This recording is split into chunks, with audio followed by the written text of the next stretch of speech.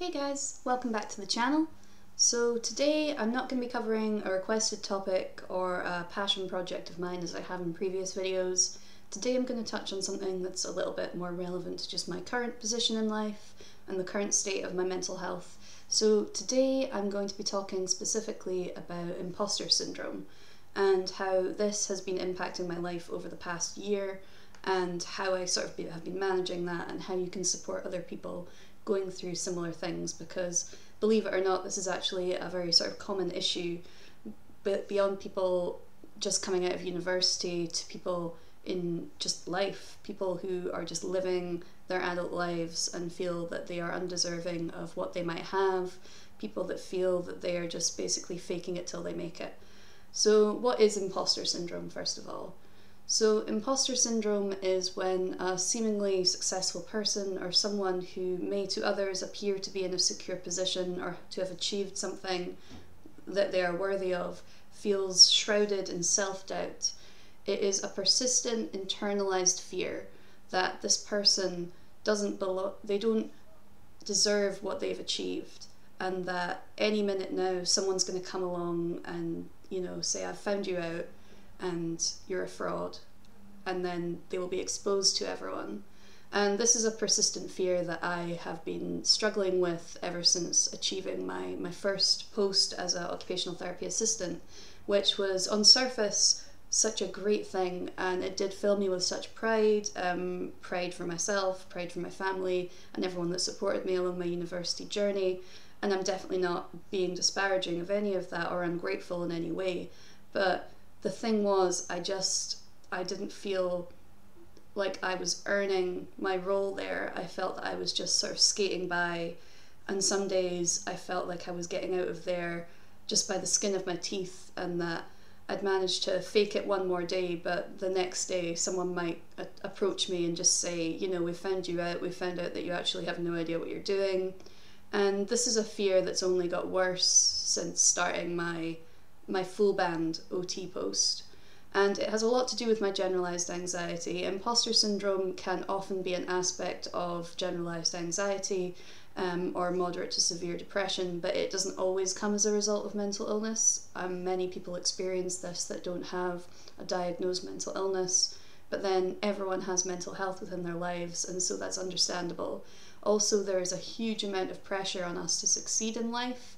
Particularly younger generations now, there's a huge expectation and perception of success just being this thing that is so easy to achieve. I've had this discussion with so many people recently, that there is this portrayal of success just being this case of, oh, we'll leave school and then we'll just rocket into a job of our dreams, or we'll rocket to university and then, smoothly slide straight into the job that we so have desired for so long, and it'll just be an easy learning curve from there, and I'll just be promoted, and from then on everything's just easy going.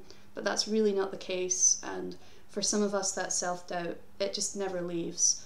And these persistent fears, they're psychological patterns, and they can't always be shifted by the people around us saying and reassuring us that we deserve what we have, that we've worked hard for it. We may even know that ourselves, but that doesn't shift the fear that is so real. And again, it's just it affects so many more people than might be letting on or that you may be aware of. And I think it's definitely something that we need to talk a little bit more about. When I first started having these feelings back in the start of January of last year, when I started my first occupational therapy assistant job, this was something I worked with my therapist and my counsellor that I was seeing back last year. I've touched upon that in previous videos, and it really boiled down to this imposter syndrome being the core of a lot of my anxiety and my issues surrounding work, because I have anxiety and depression about in a lot of different aspects and facets of my life. And sometimes, of course, like we've said in previous videos, anxiety and depression comes without a catalyst, and it comes without a thing in life, a life event that is causing that. It doesn't necessarily need to be a significant life event or trauma causing that. But for me, the search for jobs and then the subsequent job itself and the pressure of that and the pressure to succeed that I was putting on myself and that I felt just from society in general was what was really the catalyst for this anxiety just becoming unsurmountable. And even your most successful friends may be experiencing things like that. So it's really important just to talk to your friends and just to check in on them and just to see how they're feeling about their place in life, because no matter how well someone appears to be doing, they may still have fears and anxieties that are deep-seated that they may not have a name for, that they may not have the words for, but they just need someone to open up and to talk to them a little bit about that. And you can be that person. And by validating their feelings, it doesn't necessarily mean that you're agreeing with them. You're just acknowledging that this person that would be deemed successful by society, by their friends and family, they don't feel that way. They are succeeding in spite of extreme amount of anxiety, perhaps an extreme amount of depression, and a really skewed perception of how they're doing and their value and how they are achieving things within their life.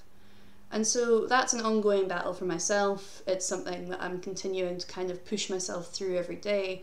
I recently left my sort of backup job, as it were, and I sort of left that behind in the knowledge that I don't have that comfort zone to go back to anymore. I now have to give this occupational therapy position my all, and I want to. That's the thing, I want to give it my all, and I want to push myself to be the best occupational therapist I can be.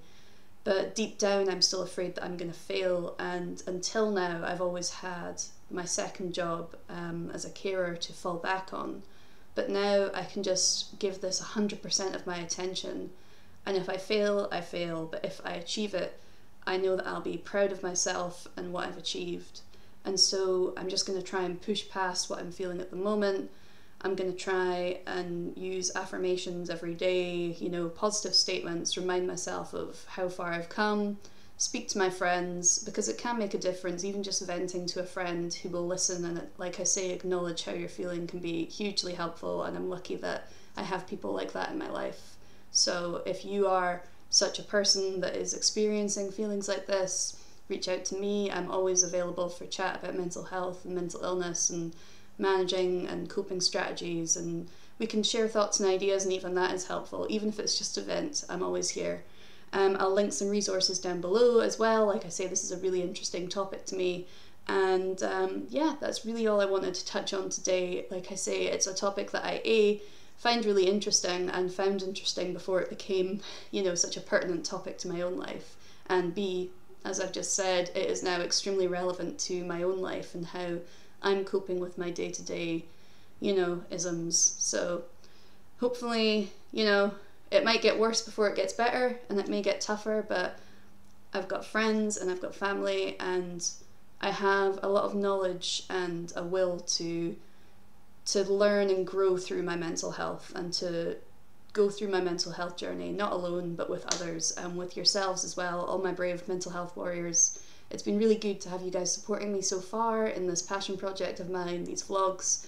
And if you have any other requests for videos coming up, I have a few in the vault, but if there's any that you guys really want me to do, I'm happy to look into those topics and to have some discussions with you. That would be great. And just leave a comment below, say hi in the comments, and we can have a chat. That'd be great. So thanks very much for watching, guys. It's always good to see you, and I really enjoy catching up with you. So I'll see you next time. Bye!